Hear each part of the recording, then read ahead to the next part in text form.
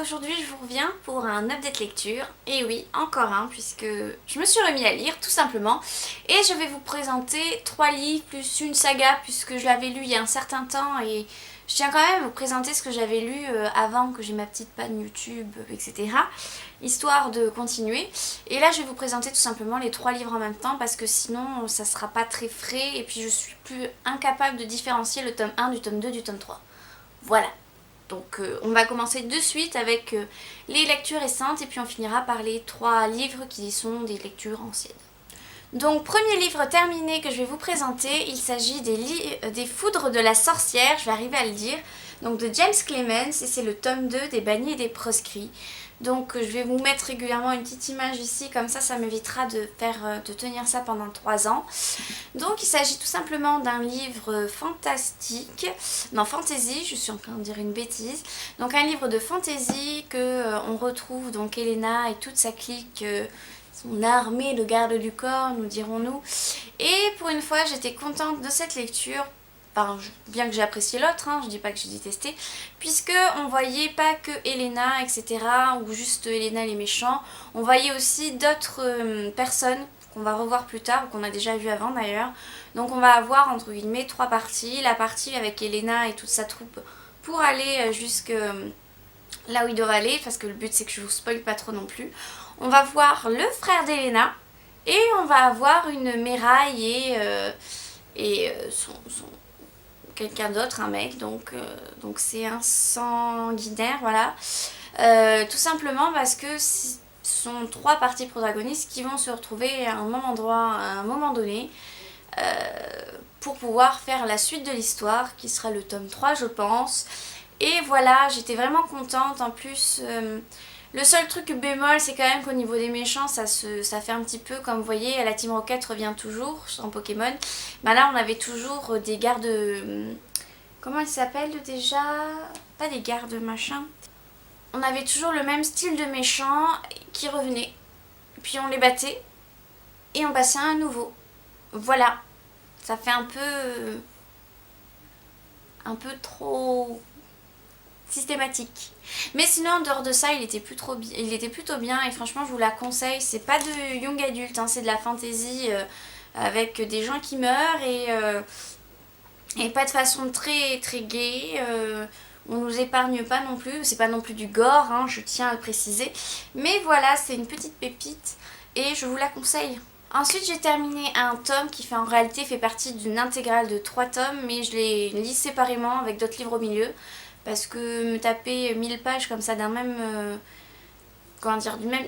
Enchaîner les sagas, j'ai du mal, enfin c'est rare que je le fasse. Du coup, en plus sur de la romance, c'est un peu plus compliqué. Parce que oui, je vais vous présenter le premier tome de l'île des 3 sœurs de Nora Roberts, qui est de la romance fantastique. En termes de fantastique, c'est juste que les 3 protagonistes qu'il y aura dans... Bon, les 3 livres, hein, mais bon, c'est juste qu'on se concentre sur l'une après l'autre pour chaque livre. Mais sinon on les voit quand même tout le temps. Ce sont des sorcières tout simplement. Elles sont sur une île qui a été créée il y a 300 ans par des sorcières qui les avaient séparées du grand continent des États-Unis pour échapper au massacre des sorcières de Salem, n'est-ce pas? Et il y a une petite malédiction sur ces 3 sœurs et qui s'est répercutée sur leur descendance de 300 ans plus tard, et on est à ces 300 ans plus tard. Et en fait ça va tourner autour d'histoires d'amour, puisque c'est l'amour qui a perdu les 3 sœurs sorcières à l'époque, pour des raisons diverses et variées et pas de la même façon, mais globalement c'est ça, et du coup on va suivre des couples. Donc concrètement, le premier livre, donc c'est Nell, qui est une femme... Je vais dire le début puisque ça, de toute façon c'est dans le synopsis, donc je vais pas vous spoiler grand chose. Tout simplement c'est une femme qui se faisait battre par son mari, et oui il y en a, et elle a simulé sa propre mort pour lui échapper. Comme quoi il faut aller bien loin. Et elle, par pur hasard de ses vagabondages, elle est arrivée sur la fameuse île des 3 sœurs et elle se dit qu'elle aimerait bien rester pour une fois ici et vraiment vivre et s'installer dans cette île-là. Et elle va rencontrer un charmant jeune homme d'une 30aine d'années. Le but, on va suivre justement comment ils vont tomber amoureux l'un de l'autre, etc. Et comment ça va se passer, toute l'intrigue. Mais franchement, c'était très intéressant. Les romances c'est pas trop mon truc, donc c'est vrai que moi voir dès le premier chapitre tu sais qui va aller avec qui, c'est vrai que des fois ça a tendance à me... Hein mais d'un côté c'est ça qu'on attend dans une romance, donc je peux pas critiquer sur ce point là. Après ça manquait un peu de l'univers fantastique, je trouve que ça avait plutôt quelque chose de secondaire, même si c'est important vers la fin, mais sinon c'est à une étape plutôt secondaire, ça sera plus important dans les autres. Voilà.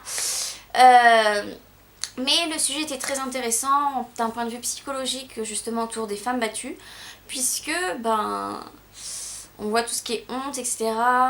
Et c'est très instructif et je trouve que c'est une bonne idée de mettre ça dedans, puisque on n'en parle pas assez. Ensuite, j'ai terminé un autre livre d'une saga que vous m'avez déjà vu voir passer plusieurs fois. Donc il s'agit du tome 10 des Vampires de Chicago de Chloé, et je dirai pas son nom de famille, vous arriverez à le lire parce que je ne sais toujours pas le prononcer. Donc c'est Une morsure ne suffit pas, donc toujours aux éditions Milady pour ne pas changer, qui est ma foi très très bien, moi je l'ai beaucoup apprécié. Pour une fois, c'est pas le PG qui cherche des noises au catogan. Oui, si vous n'avez pas commencé, vous n'allez pas pouvoir suivre ce que je vais dire, je suis sincèrement désolée. Mais c'est les Catogans qui décident, leur chef, donc Ethan Sullivan, de se proposer pour prendre la tête justement du PG. Et ensuite, on a toujours une petite enquête policière qui, pour une fois, ce n'est pas... Enfin, ça n'a rien à voir avec le surnaturel, puisqu'il s'agit d'un simple tueur en série standard qui portera le joli nom du tueur au tarot. Voilà, donc concrètement, l'histoire d'amour entre Merritt et Ethan, elle bouge pas d'un iota. Hein. Ethan est toujours froid lorsqu'il faut parler de lui et il fuit. Et Merritt, ça a le don de la gonfler, et du coup, le couple est sous tension, et puis voilà, comme d'habitude. Hein, concrètement, ça ne change pas. Et on n'a toujours pas de bébé à l'horizon. On l'attend, ce bébé. Mais bon, il reste 3 tomes, je compte les lire très prochainement, avant le mois de juillet, j'aimerais totalement finir cette saga. Donc je vous en dirai de toute façon des nouvelles et je vous ferai une vidéo spécialement sur la saga en entière quand je l'aurai terminée, puisque sur 13 tomes, je pense que j'aurai des choses à vous raconter. Et on arrive à la fameuse trilogie, donc il s'agit de la trilogie des gemmes. Pour ceux qui ne savent pas, du coup il s'agit de Rouge Rubis, de Vert Émeraude, si je l'ai dans l'ordre, et de Bleu Saphir. J'ai juste je suis juste pas sûre que ce soit Vert Émeraude puis Bleu Saphir, ça peut être l'inverse. Voilà, donc c'est de Christine Gir, là aussi je le prononce correctement. Donc là on va suivre principalement Gwendoline, qui pour moi est le personnage principal, qui peut tout simplement voyager dans le temps, mais que dans le passé, pas dans le futur, sauf qu'elle ne le contrôle pas. Son organisme a une sorte de mutation génétique qui fait qu'elle a la capacité d'aller dans le passé. Et ça peut lui arriver, certains ça leur arrive plusieurs fois par jour, d'autres une fois par mois, d'autres 2 fois tous les 10 ans. Ça dépend des personnes qui ont ce gène, qui sont très rares.